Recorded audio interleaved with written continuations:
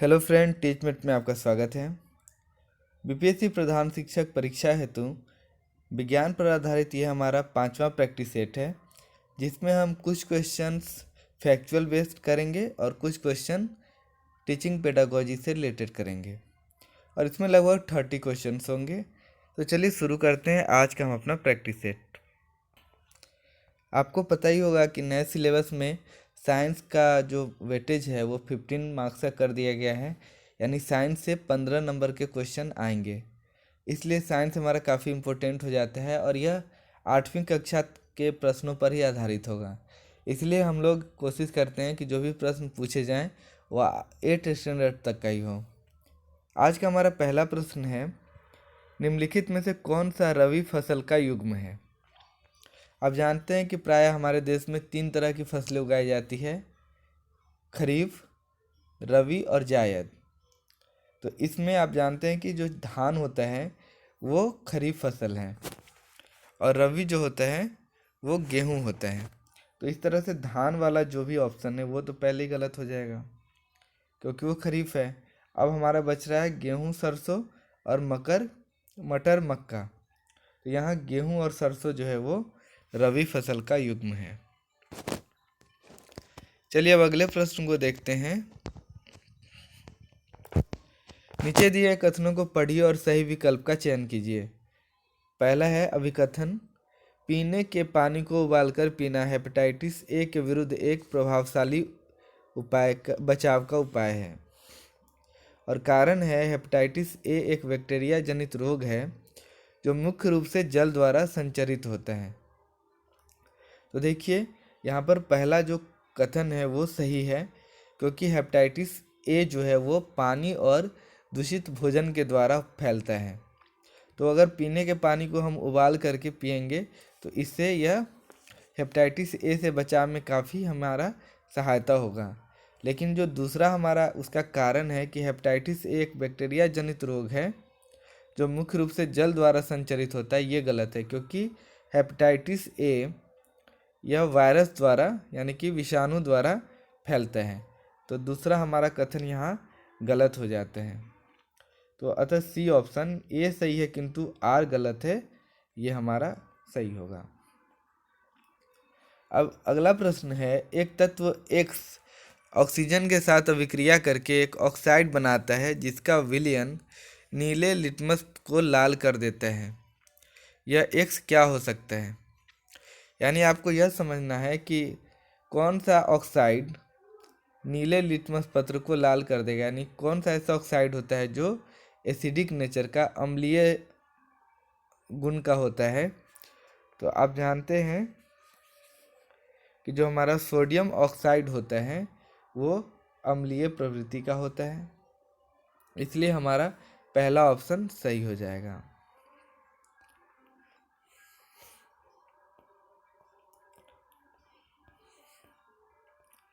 हमारा अगला प्रश्न है, निम्नलिखित में से किन परिस्थितियों में वायु में ध्वनि की चाल अधिकतम होगी।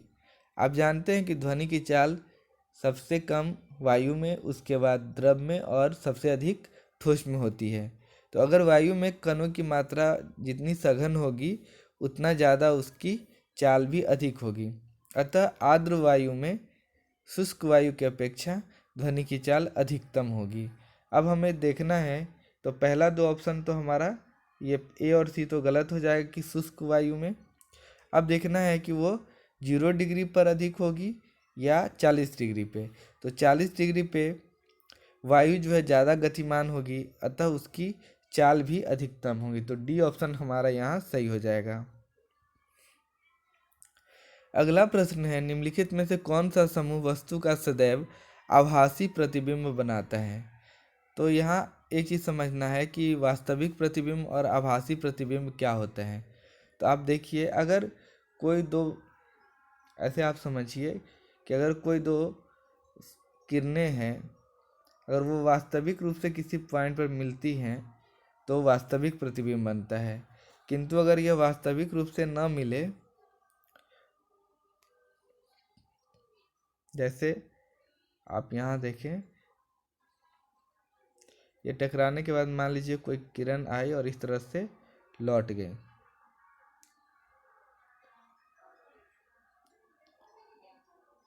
लेकिन इसको अगर हम इस तरह से काल्पनिक रूप से बढ़ा करके देखते हैं और यहाँ प्रतिबिंब बनता है तो यह काल्पनिक प्रतिबिंब होता है। मतलब अगर वास्तविक रूप से जब किरणें आपस में मिलती है तो उसे हम वास्तविक बोलते हैं, और जब काल्पनिक, जैसे यहाँ आप देख रहे हैं कि जो किरणें हैं वो वास्तविक रूप से न मिल करके, क्योंकि यहाँ से जो किरण आ रही है वो समतल दर्पण से टकराने के बाद पुनः फिर वापस लौट जाएगी, और जो किरण यहाँ से आएगी वो नीचे चली जाएगी। तो दर्पण के उस तरफ तो कोई किरण जा ही नहीं रही है, लेकिन काल्पनिक रूप से हम ऐसा मानते हैं कि ये पीछे जा कर के यहाँ पे मिल रहा है। तो इस तरह से यहाँ पर काल्पनिक प्रतिबिंब या आभासी वर्चुअल इमेज फॉर्म होगा। अब जानते हैं कि 3 तरह के प्राय हम लोग दर्पण के बारे में पढ़ते हैं। एक होता है प्लेन मिरर या समतल दर्पण, जिसका परावर्तक सतह समतल होता है। दूसरा होता है कनकेव मिरर या अवतल दर्पण, जिसको हम लोग कहते हैं, इसका परावर्तक सतह धंसा हुआ होता है। और तीसरा होता है कॉन्वेक्स मिरर, यानी जिसका परावर्तक सतह उठा हुआ होता है, यानी कि उत्तल दर्पण। तो आप यहाँ और देख सकते हैं कि जो अवतल दर्पण है या कॉनकेव मिरर है, यहाँ पर इसके द्वारा वास्तविक और काल्पनिक दोनों तरह का प्रतिबिंब बनता है। तो अब इन सब चीज़ों को ध्यान में रखते हुए हमें यह बताना है कि कौन सा समूह वस्तु का सदैव आभासी प्रतिबिंब बनाता है। तो यहाँ पर आप देखेंगे कि जो उत्तल दर्पण होता है और अवतल लेंस और समतल दर्पण, ये तीनों जो है ये हमेशा आभासी प्रतिबिंब बनाता है। आप ध्यान रखेंगे कि उत्तल दर्पण का प्रयोग साइड मिरर के रूप में भी किया जाता है, क्योंकि इसमें हमेशा छोटा और आभासी प्रतिबिंब, सीधा प्रतिबिंब बनता है, जिससे हम दूर की वस्तु को भी आसानी से देख पाते हैं। ठीक इसी तरह से उत्तल दर्पण का जो अपोजिट होता है वो अवतल लेंस होता है, यानी जिस तरह की चीज़ें उत्तल दर्पण में होती है उसी तरह का अवतल लेंस में होता है। और समतल दर्पण में भी आभासी प्रतिबिंब बनता है और यह वस्तु के बराबर होता है, सीधा होता है। तो इस तरह से उत्तल दर्पण, अवतल लेंस और समतल दर्पण, ये हमारा सही ऑप्शन हो जाएगा। अगला है एक मेज पर स्थिरावस्था में रखी हुई किताब के संदर्भ में क्या सही है। तो इसमें यही है कि उस वस्तु पर यानी उस पर संतुलित बलों का एक युग्म लग रहा है, यानी डी ऑप्शन हमारा सही हो जाएगा, क्योंकि जब तक कोई संतुलित बलों का युग्म नहीं लगेगा तब तक कोई वस्तु स्थिर नहीं होगा। हमारा अगला प्रश्न है निम्नलिखित में से कौन सा कार्बन का सर्वाधिक शुद्ध रूप है। तो इसका सही जवाब है ऑप्शन ए, कोक। अगला है निम्न में से कौन सा एक कोशिकीय जीवों का समूह है। आपको यहाँ बताना है कि एक कोशिका यानी जिसमें केवल एक ही कोशिका पाया जाता है, और वह है यीस्ट, अमीबा और बैक्टीरिया। अमीबा तो आप जानते ही हैं कि एक कोशिकीय होता है, इस तरह से बैक्टीरिया और यीस्ट भी एक कोशिकीय जीव होते हैं। तो इस तरह से हमारा सी ऑप्शन सही हो जाएगा।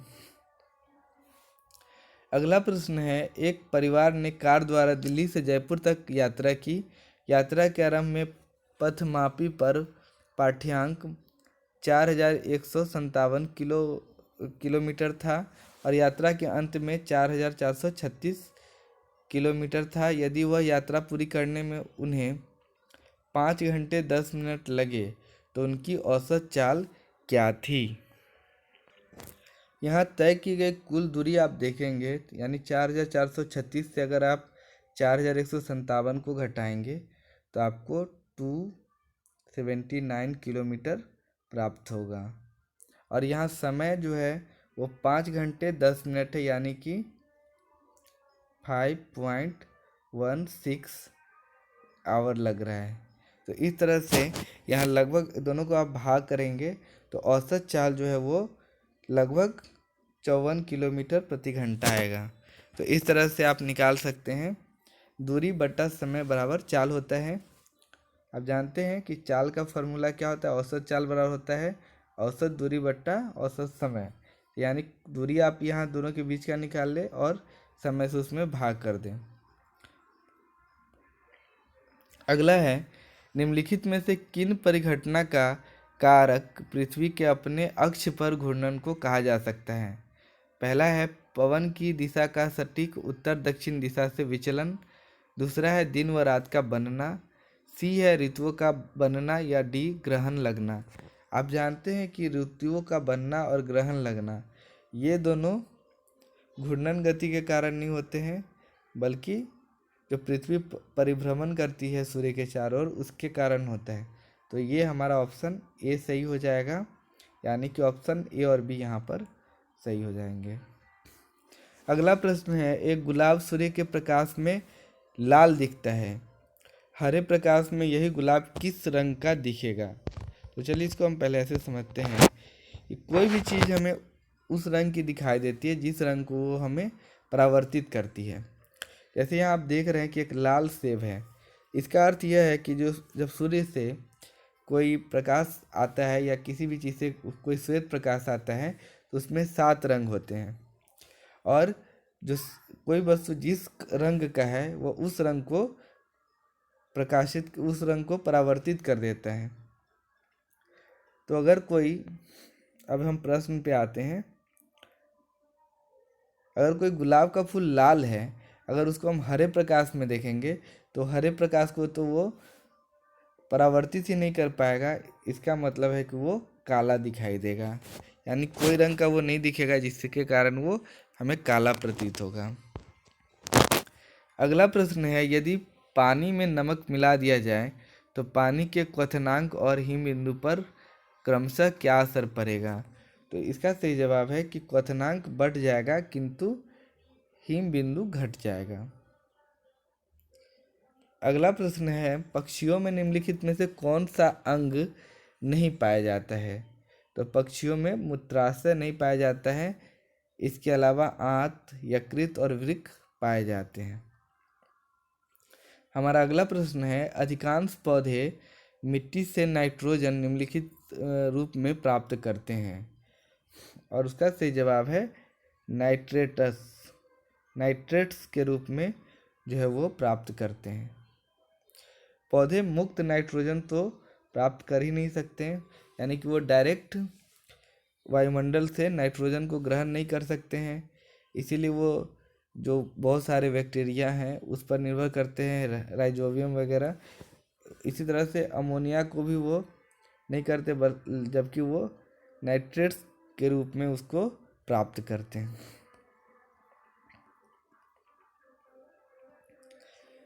हमारा अगला प्रश्न है, आप एक कमरे में हैं जिसकी भौगोलिक दिशाएं आपको ज्ञात नहीं है। आपको 10 छड़ चुंबक दिए गए हैं, एक चुंबक के एक ध्रुव को आपके लिए चिन्हित कर दिया गया है। अब आपको कम से कम कितने और चिन्हित ध्रुवों की आवश्यकता होगी जिससे कि आप सभी 10 चुंबकों के दोनों ध्रुवों की पहचान कर पाएँ? अगर हमें एक भी चुंबक का ये पता है कि कौन सा नॉर्थ है और कौन सा साउथ है, मान लीजिए आपको पता है कि ये नॉर्थ है और ये साउथ है, तो इसकी सहायता से आप अन्य सभी चुंबक के ध्रुवों की पहचान कर सकते हैं, क्योंकि समान जो ध्रुव होगा उसमें विकर्षण होगा और असमान ध्रुव में आकर्षण होगा। जैसे कोई दूसरा अगर हम लेंगे तो उसका साउथ इसको अट्रैक्ट करेगा, अपनी ओर खींचेगा। तो इस तरह से हमें कोई और चुंबक की आवश्यकता नहीं होगी, हम एक ही चुंबक से सभी चुंबक के ध्रुवों की पहचान कर पाएंगे।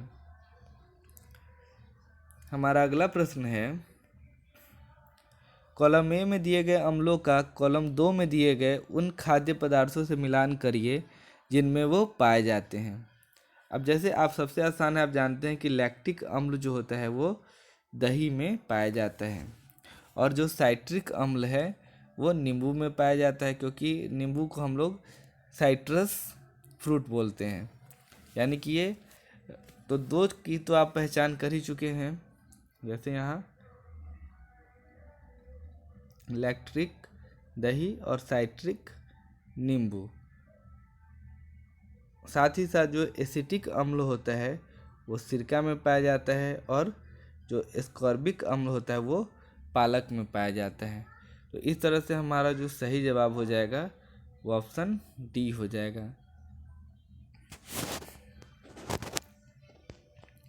हमारा अगला प्रश्न है, निम्नलिखित में से किस पदार्थ का उपयोग उर्वरक के रूप में नहीं किया जाता है?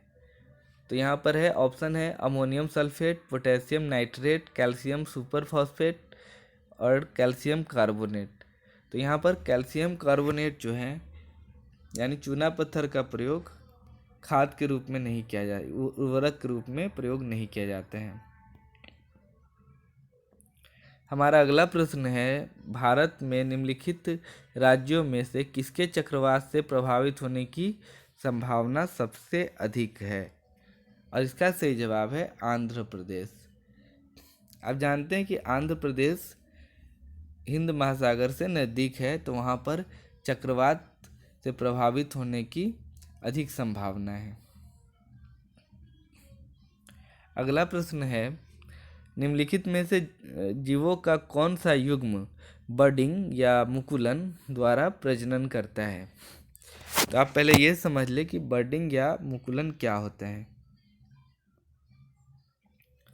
तो यह बर्डिंग का अर्थ होता है कि किसी जीव में पहले एक छोटा सा उभार या बड बनता है और वही बड़ा होकर के उसी के जैसा रूप धारण कर लेता है और उससे अलग हो जाता है। तो इस प्रक्रिया को मुकुलन या बडिंग कहा जाता है। जैसे आप यहाँ देख रहे हैं कि हाइड्रा में पहले एक छोटी सी कलिका या बड का फॉर्मेशन हुआ है और फिर वो बड़ा होकर के एक हाइड्रा बन गया और पुराने हाइड्रा से अलग होकर के एक नया हाइड्रा का रूप धारण कर लेता है। उसी तरह से ईस्ट में भी मुकुलन यहाँ दिखाया गया है। तो हाइड्रा और ईस्ट में मुकुलन होता है। तो इस तरह से इस प्रश्न का सही जवाब हो जाएगा ईस्ट और हाइड्रा यानी कि ऑप्शन सी। अगला है, निम्नलिखित में से कौन सा धातु अन्य सभी को उनके लवणीय विलयनों से विस्थापित कर सकता है? तो जिसका जो सबसे ज़्यादा एक्टिव होगा यानी जो सबसे ज़्यादा क्रियाशील होगा वही सभी को उसके लवणीय विलयनों से विस्थापित कर सकता है। तो इन ऑप्शन में से यहाँ जिंक सबसे ज़्यादा क्रियाशील है, इसलिए हमारा डी ऑप्शन सही हो जाएगा। अगला प्रश्न है, सुश्री प्रिया छात्रों को स्पंदन और ध्वनि के बीच संबंध दिखाना चाहती हैं। निम्नलिखित में से कौन सी गतिविधि इस शैक्षिक उद्देश्य के लिए सबसे उपयुक्त है? मेज को उंगलियों से थपथपाना और आवाज़ सुनना। दूसरा है इलास्टिक एक बैंड को खींचकर छोड़ना और उससे होने वाले स्पंदनों को ध्यान से देखना। पानी में एक पत्थर फेंकना और उसे ध्यान से देखना। बोलते समय गले में होने वाले स्पंदन को महसूस करना। क्योंकि बच्चे को स्पंदन और ध्वनि के बीच संबंध दिखाना है, इसलिए डी ऑप्शन यहाँ सबसे सही हो जाएगा, क्योंकि इसे बच्चा स्वयं महसूस कर सकता है। हमारा अगला प्रश्न है, आपके छात्र अभी अभी कक्षा 8 में प्रवेश किए हैं। अगर NCERT के अनुसार कक्षा 7 तक पढ़ाए गए सिद्धांतों में छात्रों ने लगभग निपुणता हासिल कर ली है, तो वे निम्नलिखित में से सर्वाधिक संभावना क्या है जिसका वे वर्णन नहीं कर पाएंगे? पहला ऑप्शन है कपास के बीजों को कपास के तंतुओं से अलग करना। दूसरा है कृत्रिम तंतुओं का अलग अलग वस्तुओं में प्रसंस्करण। और तीसरा है प्राकृतिक तंतुओं का ऊन में प्रसंस्करण। और चौथा है प्रयोगशाला की परिस्थितियों में रेशम कीट पालन की प्रक्रिया। और यहाँ हमारा सही जवाब हो जाएगा कृत्रिम तंतुओं का अलग अलग वस्तुओं में प्रसंस्करण, यानी कि वो आर्टिफिशियल जो फाइबर्स हैं उसका प्रोसेसिंग अलग अलग ऑब्जेक्ट में नहीं कर पाएंगे। ये NCERT के क्लास 7 तक के जो पढ़ाई होती है उसके आधार पर बताया गया है। अगला प्रश्न है, सुश्री शिल्पा एक गतिविधि के माध्यम से पार्श्व परिवर्तन की अवधारणा पेश करना चाहती हैं। निम्नलिखित में से कौन सी गतिविधि इस प्रयोजन के लिए सबसे उपयुक्त है? पार्श्व परिवर्तन का अर्थ है कि बाएं का दायां और दाएं का बायां दिखाई पड़ना। एक कागज पर एक शब्द लिखना और फिर उस कागज को 180 डिग्री घुमाना। जैसे आप यहाँ देखें, इस तरह से अगर मान लीजिए एक बी यहाँ पर ऐसे लिखा गया और इसको 180 डिग्री अगर घुमा दिया जाए तो ये क्या होगा, 180 डिग्री अगर घुमा देंगे तो ये हमें इस तरह से दिखेगा। तो इस तरह से हमारा यहाँ पे पहला ऑप्शन सही है, क्योंकि इसके द्वारा बच्चे आसानी से कागज को घुमा घुमा करके पार्श्व परिवर्तन यानी कि किस तरह से वस्तु में परिवर्तन होता है वो देख सकते हैं। निम्नलिखित में से कौन सा विकल्प एक खुले सिरे वाले प्रश्न का सबसे अच्छा वर्णन करता है? मानव की कलाई किस प्रकार की हड्डियों से बनी हुई है? क्या सभी पशुओं में हड्डियां होती है? विभिन्न प्रकार के पशु किस प्रकार एक स्थान से दूसरे स्थान तक स्थानांतरण करते हैं? चूल जोड़ किस प्रकार हिंज जोड़ से भिन्न है? खुले सिरे वाले प्रश्न वो होते हैं जिसका एक से अधिक आंसर हो सकता है, यानी जिसमें बहुत ज़्यादा विकल्प होते हैं बच्चों के पास आंसर के लिए। तो यहाँ पर ऑप्शन सी हमारा सबसे सटीक जवाब हो जाएगा। अगला प्रश्न है, निम्नलिखित में से कौन सा प्रश्न छात्रों में निगमनात्मक तर्क विकसित करने के लिए सबसे उपयुक्त है? तो यहाँ पहले ये समझना जरूरी है कि निगमनात्मक तर्क क्या होते हैं, यानी कि डिडक्टिव जो रीजनिंग है वो ये होते हैं कि पहले बच्चों को किसी चीज़ को बता दिया जाता है और उसके आधार पर अन्य चीज़ों को प्रूव किया जाता है। तो यहाँ है कि पादप जीवंत होते हैं, क्या पादप श्वसन करते हैं? अब हमने पहले बच्चों को बता दिया कि जो पौधे होते हैं वो जीवित हैं, तो क्या वो श्वसन करते हैं या नहीं करते हैं, अब हमें ये बताना है। तो सी ऑप्शन यहाँ पर सबसे सही हो जाएगा, क्योंकि इसमें बच्चे जो पहले से प्रूफ है उसकी सहायता से अन्य तत्वों की जांच करते हैं, यानी फॉर्मूला के आधार पे एग्जाम्पल बनाना। हमारा अगला प्रश्न है, अवसादन की अवधारणा को प्रेस करने के लिए निम्नलिखित में से कौन सा सबसे उपयुक्त संसाधन है? फिल्टर पेपर, तेल और पानी का मिश्रण, पानी से भरे ग्लास में एक पत्थर डालना, मटमैले पानी का एक ग्लास। तो यहाँ अवसादन की अवधारणा को समझाने के लिए मटमैले पानी का एक ग्लास लेना सबसे उपयुक्त होगा, क्योंकि धीरे धीरे जो मटमैला पानी है वो शांत होकर के साफ जैसा प्रतीत होगा, जो अवसादन की प्रक्रिया को दर्शाएगा। हमारा अगला प्रश्न है, निम्नलिखित में से कौन सा विषय सिमुलेशन सॉफ्टवेयर द्वारा सबसे अच्छी तरह सिखाया जा सकता है? सिमुलेशन सॉफ्टवेयर का अर्थ हुआ कि काल्पनिक रूप से वैसा परिस्थिति बना देना या उन चीज़ों को दिखा देना जो वास्तविक जीवन में दिखा पाना कठिन है। पहला है, एक असमतल सतह पर गेंद के लुढ़कते हुए रुक जाने तक की दूरी का प्रेक्षण करना। दूसरा, तराजू का प्रयोग करते हुए विभिन्न वस्तुओं के भार नापने का प्रभाव। सी, पहियों के साथ या उनके बिना कुर्सियों को ढकेलने के प्रभाव। या डी, ऊंचाई से फेंकी गई गेंद के प्रक्षेप पथ का प्रेक्षण करना। तो यहाँ आप देखेंगे कि अन्य सभी जो ऑप्शन है ए, बी और सी ये आसानी से बच्चे खुद कर सकते हैं, लेकिन ऊंचाई से फेंकी गई गेंद के जो पथ का प्रेक्षण करना है वो सामान्य तौर पर हम नहीं कर पाएंगे। तो यहाँ सिमुलेशन सॉफ्टवेयर का उपयोग करना ज़्यादा सटीक होगा। हमारा अगला प्रश्न है, एक हुक गतिविधि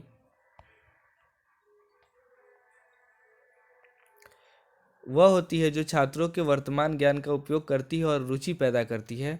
प्रकाश संश्लेषण के विषय पर एक परिचयात्मक पाठ शुरू करते समय सुश्री सलोनी के उपयोग के लिए निम्नलिखित में से कौन सी सबसे अच्छी हुक गतिविधि होगी? यानी हुक गतिविधि वो चीज़ है जो वर्तमान ज्ञान का प्रयोग करके बच्चों में रुचि पैदा कर सकती है। और इसके ऑप्शन है, क्या होता अगर पौधों से पत्ते को हटा दिया जाता।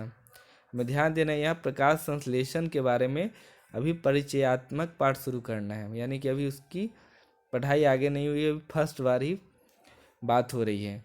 तो हम किन प्रश्न के द्वारा बच्चों में रुचि जगा सकते हैं? दूसरा ऑप्शन है कि स्वपोषी और विषमपोषी के लिए पोषक तत्वों के विभिन्न स्रोत क्या होते हैं? प्रकाश संश्लेषण के लिए क्या आवश्यक है? क्या आपने ऐसे पौधे देखे हैं जिनकी पत्तियां हरी नहीं होती हैं? तो यहाँ पर पहला ऑप्शन हमारा सबसे सही होगा, क्योंकि इससे बच्चों में रुचि का विकास होगा। वो प्रकाश संश्लेषण के बारे में सोचने के लिए थोड़े से यहाँ पर ज़्यादा रुचि से ध्यान देंगे। हमारा अगला प्रश्न है, एक छात्र ने कहा कि मिट्टी में नमी बिल्कुल नहीं होती है। निम्नलिखित में से कौन सी सुधारात्मक क्रिया इस गलत धारणा को दूर करने के लिए सबसे उपयुक्त है? पहला है लकड़ी के एक फट्टे पर मिट्टी का नमूना रखना। दूसरा, मिट्टी के नमूने के वजन की धूप में सुखाने से पहले और सुखाने के बाद तुलना करना। वर्षा होने के बाद मिट्टी का नमूना एकत्र करके उसकी जांच करना। एक बीकर में मिट्टी और पानी को मिलाने के बाद इस मिश्रण को धूप में सुखाना। तो यहाँ सबसे सटीक हो जाएगा कि मिट्टी के नमूने के वजन की धूप में सुखाने से पहले और सुखाने के बाद तुलना करना, और सुखाने के बाद उसके वजन में कमी आ जाएगी। इससे बच्चों को यह बताएंगे कि मिट्टी में नमी होती है जो सुखाने से खत्म हो गई। और आज का हमारा अंतिम प्रश्न है कि मिस्टर राकेश ने अपनी कक्षा में रासायनिक परिवर्तन की अवधारणा समझाई है। छात्रों का आकलन करने के लिए वह निम्नलिखित में से किस विकल्प को प्रामाणिक या वास्तविक कार्य के सर्वश्रेष्ठ उदाहरण के रूप में उपयोग कर सकते हैं? हमें ध्यान देना है कि यहाँ पर आकलन करने के लिए उसके वास्तविक कार्य को देखना है कि कौन सा कार्य को हम वास्तविक जीवन से जोड़ के देख सकते हैं। पहला है कि छात्रों को एक मैग्नीशियम पट्टी जलाकर उसमें होने वाले परिवर्तनों को देखने के लिए कहना। दूसरा है चूने के पानी में गैस प्रवाहित करने की व्यवस्था स्थापित कीजिए। तीसरा है लोहे को जंग से बचाने के लिए उस पर सुरक्षात्मक परत लगाने के लिए घोल तैयार कीजिए। या डी, रासायनिक परिवर्तन करने के लिए कम तापमान बनाए रखने के लिए शीतलन कक्ष तैयार कीजिए। तो यहाँ सही जवाब हो जाएगा ऑप्शन सी, क्योंकि जंग लगना बच्चों के व्यवहारिक जीवन से जुड़ा हुआ एक तथ्य है और उसे हम पेंट करके आसानी से बचा सकते हैं, और इससे बच्चों में ये समझ होगी कि जंग लगना एक रासायनिक परिवर्तन है और उसे हम किस तरह से बचा सकते हैं। तो यह यहाँ पर आकलन के लिए सबसे उपयुक्त होगा। तो ये था आज का हमारा सेट। उम्मीद है आपको ये अच्छा लगा होगा। आप हमें कमेंट में बता सकते हैं कि आपको 30 में से कितने मार्क्स आ रहे हैं और आपको हमारा वीडियो कैसा लग रहा है।